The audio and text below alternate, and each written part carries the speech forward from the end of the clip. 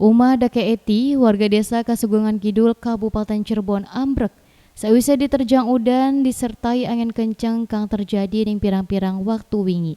Kondisi atap Uma Eti ngalami rusak parah lan bahayakaken kondisi penghuni Uma. Pemerintah desa Kasugengan Kidul kang langsung nglakuaken koordinasi sareng BPBD Kabupaten Cirebon kanggo mai bantuan Mang Eti. Hasil peninjauan kang wis dilakuaken Umah Eti iki dinilai layak kanggo gage ngedapataken bantuan. Bantuan perbaikan umah langsung dilakuaken sareng pengiriman material bangunan kanggo engkoe segera dilakuaken proses pembangunan. Menurut Kuwu Kasugengan Kidul, umah kien juga manjing dalam kategori rutilahu.